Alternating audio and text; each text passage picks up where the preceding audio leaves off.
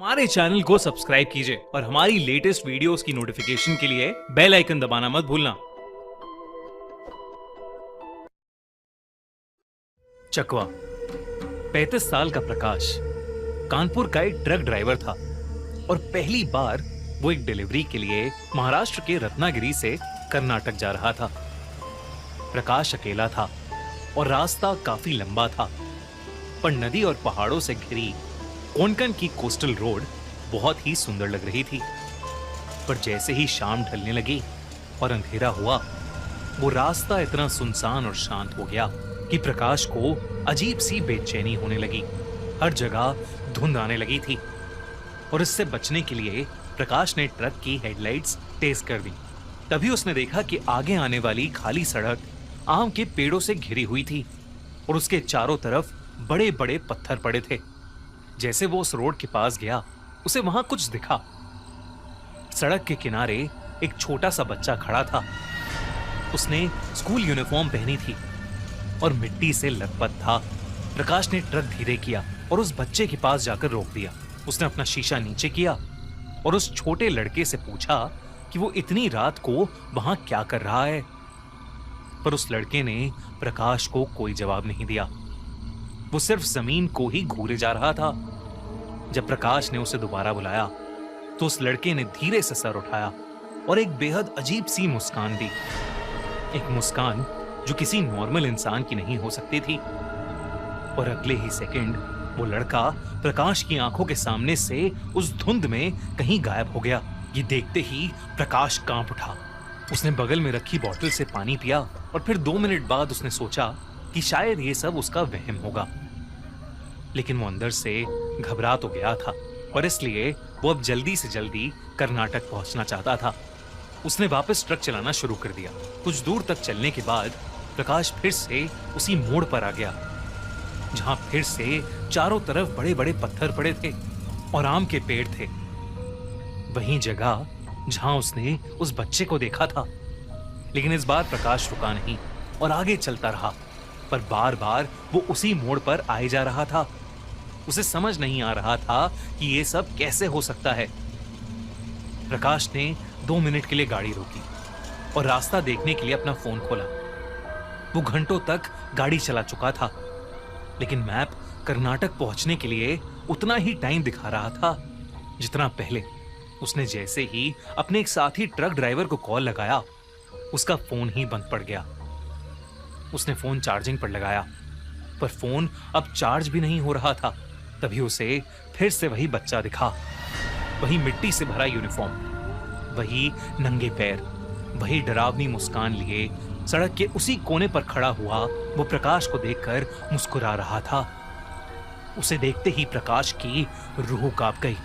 प्रकाश ने अपना truck full speed पर भगाया और अचानक जो बच्चा कई किलोमीटर पीछे था, उसकी गाड़ी के सामने आ गया। प्रकाश अब बहुत ज्यादा डर गया था। वो उस बच्चे को ट्रक के सामने देखकर भी रुका नहीं और वो ट्रक उस बच्चे के आर पार निकल गया। प्रकाश ने रियर व्यू मिरर से पीछे देखा तो सड़क एकदम खाली थी। प्रकाश को समझ आ गया था कि उसके साथ कुछ बहुत ही ज्यादा भयानक हो रहा है और उसे उस जगह से निकलना होगा।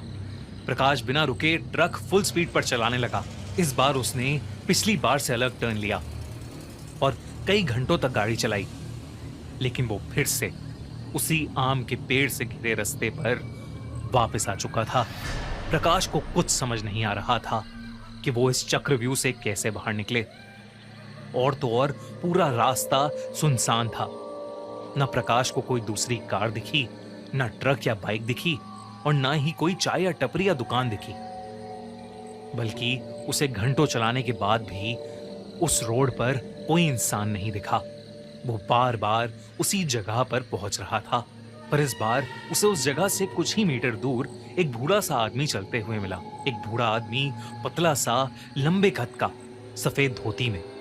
प्रकाश ने सोचा कि चलो शुक्र है उसे कोई तो इंसान दिखा। प्रकाश ने उस बूढ़े आदमी के पास ट्रक रोका और खिड़की का शीशा नीचे करके उसे आवाज लगाई। लेकिन जैसे ही वो बूढ़ा आदमी प्रकाश की तरफ मुड़ा, प्रकाश के रोंगटे खड़े हो गए। उस बूढ़े आदमी की आंखें हिल ही नहीं रही थीं। बस वो 2 काले धब्बे थे और वो प्रकाश को देखकर बिल्कुल वैसे ही मुस्कुरा रहा था जैसे वो छोटा बच्चा मुस्कुरा रहा था। प्रकाश ने अपनी ट्रक घुमाई और फुल स्पीड पर ट्रक को वापस रत्नागिरी, महाराष्ट्र की तरफ ले लिया। उसने सोचा कि अगर वो वापस आने वाले रास्ते से जाएगा तो शायद वापस घर जा पाए, पर फिर करीब 1.5-2 घंटे ड्राइव करके अलग अलग मोड़ लेकर वो वापस उसी आम के पेड़ और पत्थर वाली सड़क पर पहुंच गया था। प्रकाश थक चुका था, हार चुका था और उसे कुछ समझ नहीं आ रहा था कि उसके साथ ऐसा क्यों हो रहा है। करीब 7-8 घंटे बीत चुके थे और रात भी खत्म नहीं हो रही थी। प्रकाश ने पेट्रोल के मीटर की तरफ देखा तो पेट्रोल भी बस खत्म होने वाला था। प्रकाश के हाथ कांप रहे थे और डर के मारे वो पागलों की तरह मदद के लिए चिल्ला भी रहा था, लेकिन उसे सुनने वाला वहां कोई नहीं था। वो धीरे धीरे ट्रक चला ही रहा था कि उसकी ट्रक के सामने उसे एक और इंसान दिखा।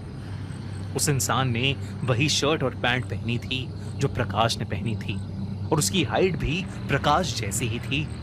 प्रकाश ने सोचा कि वो गाड़ी नहीं रोकेगा। जैसे ही वो उस इंसान के पास पहुंचा, प्रकाश के पसीने छूट गए।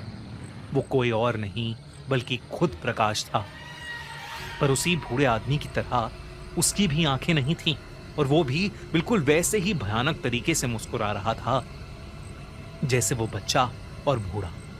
प्रकाश का दिमाग हिल गया था और इस बार ट्रक सीधा जाकर उस इंसान में, या यूं कहो कि उस भयानक ताकत में जाकर ऐसा भिड़ा कि उस ट्रक के सारे शीशे टूट गए और प्रकाश वहीं पर बेहोश हो गया।